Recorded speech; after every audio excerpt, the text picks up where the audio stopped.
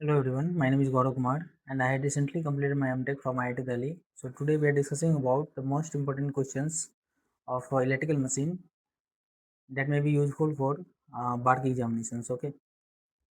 So the first question says that an open circuit test is performed on 50 Hz transformer using variable frequency source and keeping V by F ratio is constant. So एक V by F ratio is क्या है? Constant है. Constant. Okay. Constant. To separate the eddy current and the hysteresis loss, the variable of core loss and frequency, function of frequency is shown in the figure. The hysteresis and eddy current loss at 25 hertz पूछ रहा है. Okay. सो हम लोग क्या लिखते हैं? Power is loss is equal to P I plus P H eddy current loss के लिए. तो यहाँ पे क्या आता है, जब B by F ratio constant रहे तो पी एच ये बी एफ स्क्वायर और ये ए एफ. ओके. और P बाई एफ इसमें से कॉमन ले लो तो इधर P बाई एफ आ जाएगा. P by F A plus B F. Okay. और यहाँ पे देखो हमारा P नॉट बाई एफ दिया हुआ है. सो ये है P naught P naught P naught. P naught by F mention है. P naught by F 25 hertz पे कितना आ रहा है देखो. 1 second. P naught by F is 10 at 0. So F at F equal to 0 पे देखो कितना आ रहा है. P naught by F is 10. Okay. So P naught by F is 10 आ रहा है. 10 ए प्लस बी इंटू 0. तो हमारा ए का वैल्यू कितना आ गया? 10. Similarly P naught by F when F equal to 50 hertz. When F equal to 50 hertz तो कितना आ रहा है P naught by F? 15. P naught by F 15. So हम लोग लिख सकते हैं ना 15 equal to A plus B into F. कितने पे है? 50. 50 इंटू बी. ओके. और 15 इक्वल टू ए हमारा कितना आया है? 10 प्लस 50 इंटू बी. तो हमारा क्या आ जाएगा? 50 into B equal to 15 minus 10 क्या आ जाएगा? 5. और बी हमारा कितना आ जाएगा? 5 डिवाइड बाई 50. और 5 डिवाइड बाई 50 कितना आता है? 0.1. ओके. तो अब हमसे से क्वेश्चन पूछा जा रहा है 25 हर्ट्ज पे कितना आएगा. So P not equal to A F plus B F square. Total हिस्ट अलग अलग पूछ रहे हैं. तो ये हिस्टेरिसिस लॉस होता है. पी एच से मैं हिस्टेरिसिस लॉस को नोट कर रहा हूँ. और पी ई से क्या हो जाएगा? Eddy current loss. तो पी एच एट 25 हर्ट्ज क्या आएगा? P H equal to A F. Okay. तो ए हमारा कितना है? 10 और 25. तो 10 इंटू 25 कितना आ जाएगा? 250. Similarly P E at 25 hertz. Okay. तो पी ई को हम लोग लिख सकते हैं B F square. So B हमारा कितना आया है यहाँ पे? B F square. ओके. तो हमारा बी कितना आया है? 0.1 और 25 स्क्वायर. सो 25 इंटू 25 इंटू 0.1 ये कितना आ जाएगा हमारा? 62.5 वॉट. ये भी what. So this is the answer and this is the answer of this question. Okay. So come to the next question. Okay. In this question say that the voltage regulation of a 10 kVA single phase transformer are 4.6% and 2.6% for 0.8 lagging power factor and 0.8 power factor lead respectively. The idle loss दिया हुआ है 75 watt. Maximum efficiency पूछ रहा है 0.8 power factor lag पे. Okay. तो efficiency निकालने के लिए पहले हमें पता होना चाहिए कि लॉसेस कितने हो रहे हैं. तो सबसे पहले दिया हुआ है वोल्टेज रेगुलेशन का फॉर्मूला क्या होता है? Voltage regulation is equal to R per unit into cos phi plus minus X per unit into sine phi. Plus minus इसलिए लिखा हूँ क्योंकि प्लस माइनस लैगिंग और लीडिंग के लिए ये डिफाइन करेगा. तो पहले में दे रहा है लैगिंग. देखो 0.8 पावर फैक्टर लैग. ओके. सो 0.8 पावर फैक्टर लैग तो क्या आ जाएगा हमारे पास? 1 सेकेंड.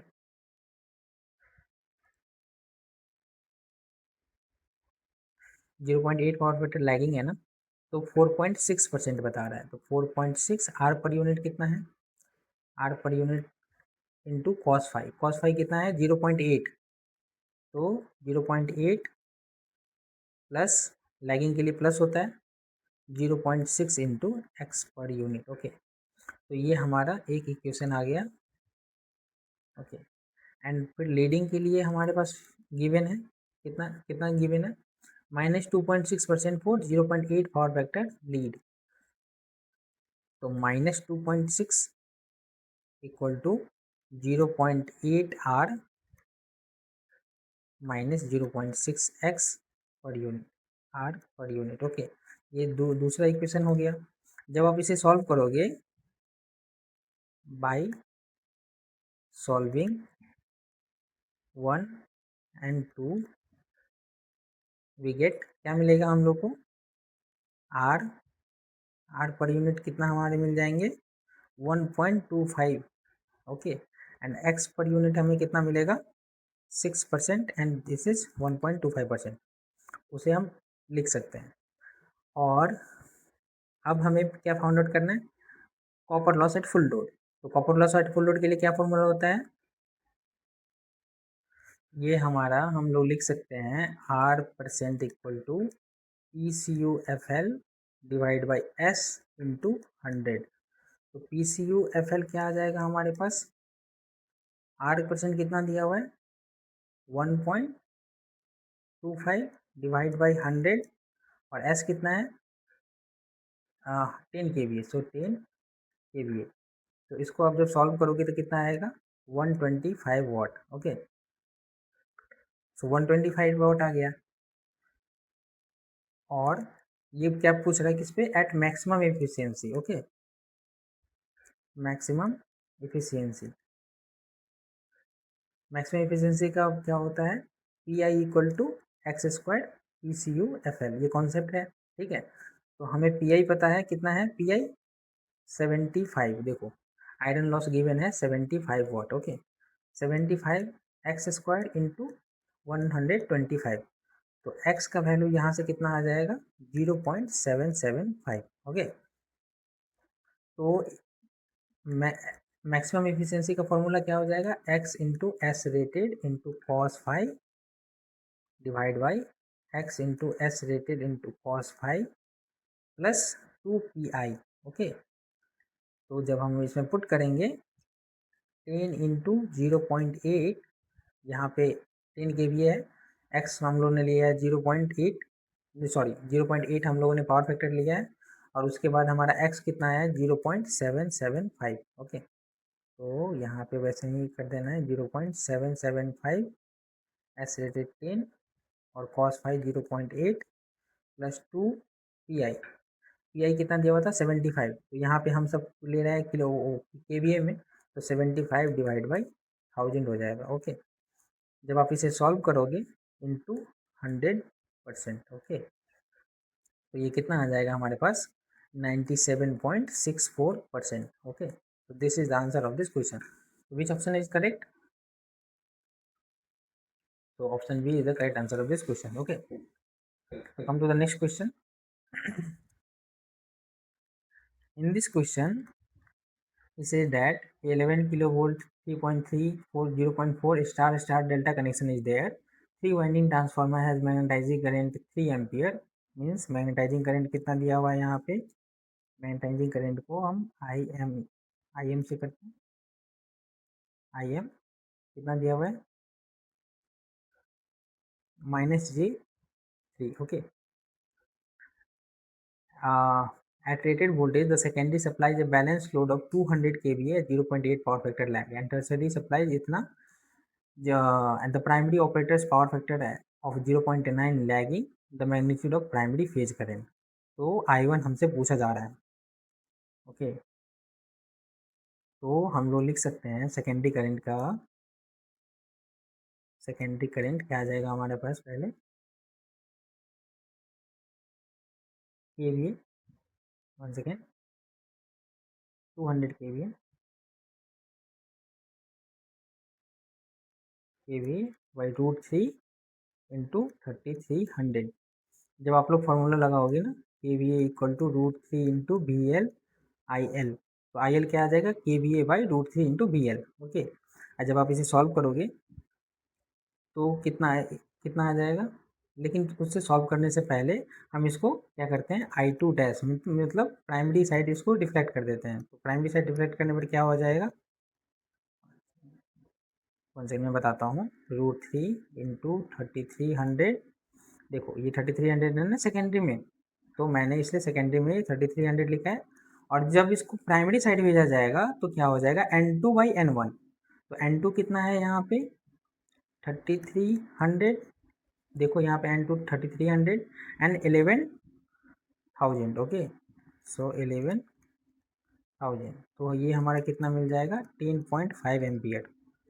बट यहाँ पे क्या कह रहा है 200 0.8 पावर फैक्टर लैग पे, तो I2 डैश को हम लोग लिख सकते हैं 10.5 एंगल ऑफ 0.8 का क्या आ जाएगा कॉस इनवर्स 0.8।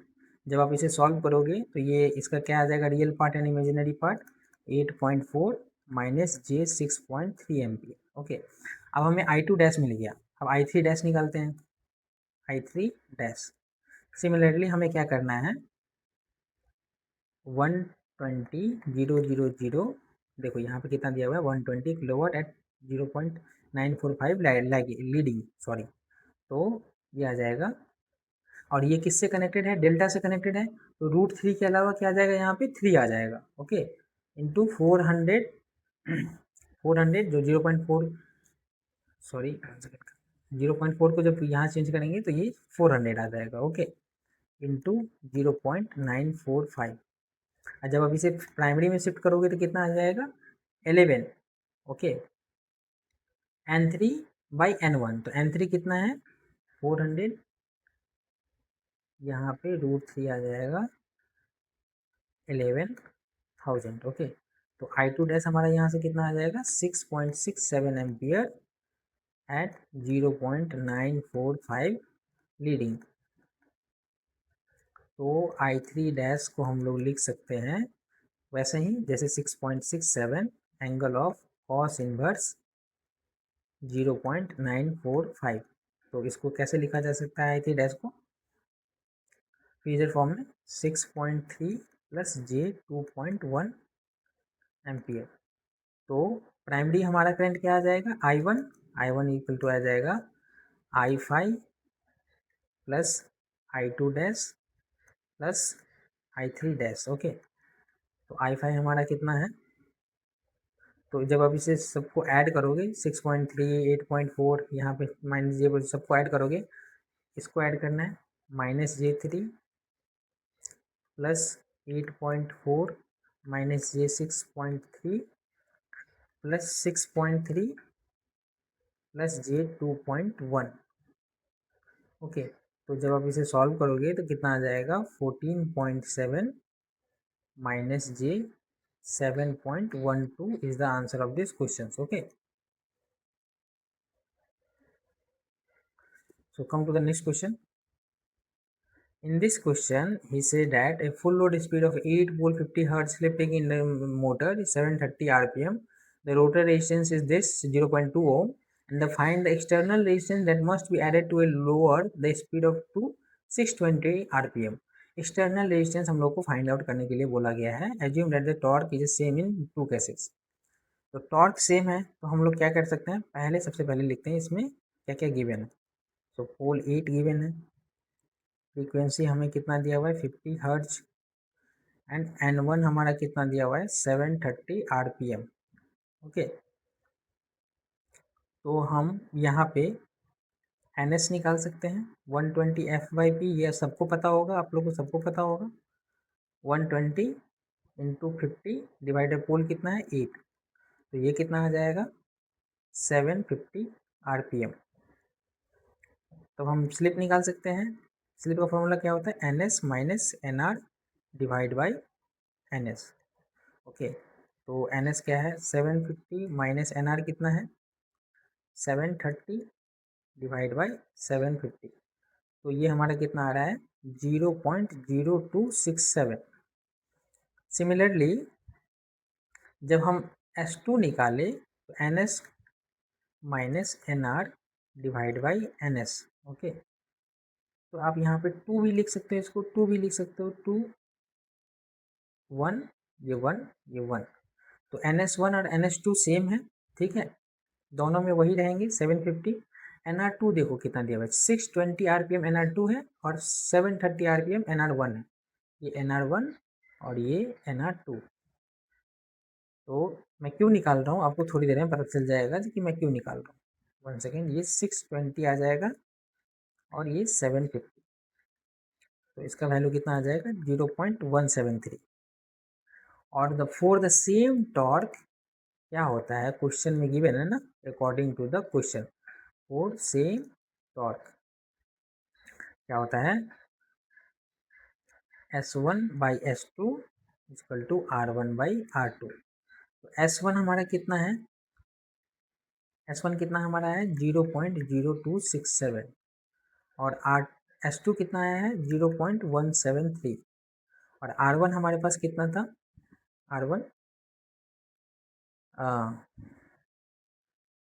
1 सेकेंड, R1 हमारा 0.2 है, सो 0.2 और R2 हमें क्या कह रहा है, find the external relation must be add to the lower speed. तो R2 प्लस ये R2 डैश लिखो, R2 प्लस R एक्सटर्नल यहाँ हो जाएगा, तो R2 plus R external, sorry वहाँ पे R1 में ही ऐड किया जा रहा है, find the external relation must be added, किसमें ऐड करने के लिए बोल रहा है, 0.2 में ऐड करने के लिए बोल रहा है, तो ये 0.2 में ही ऐड करने के लिए बोल रहा है, तो R1 क्या आ जाएगा हमारा 0.2 plus R external into 0.0267 equal to 0.2 into 0.173। तो R एक्सटर्नल की वैल्यू क्या आ जाएगी हमारे पास 1.1 ohm is the answer of this question. So option A is the correct answer of this question. क्या करना है, हमें दोनों का स्लिप फाइंड आउट कर लिया। सबसे पहले हम लोग को देख लेना है कि टॉर्क जब सेम रहता है तो इस फॉर्म में हम उसको लिख सकते हैं, S1/S2 equal to R1/R2। Torque क्या होता है 3/2 ओमेगा एस, थ्री, हाँ 1 second,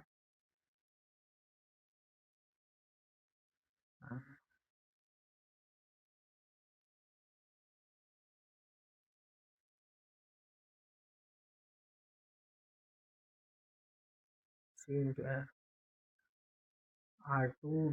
R2 dash by S, live it.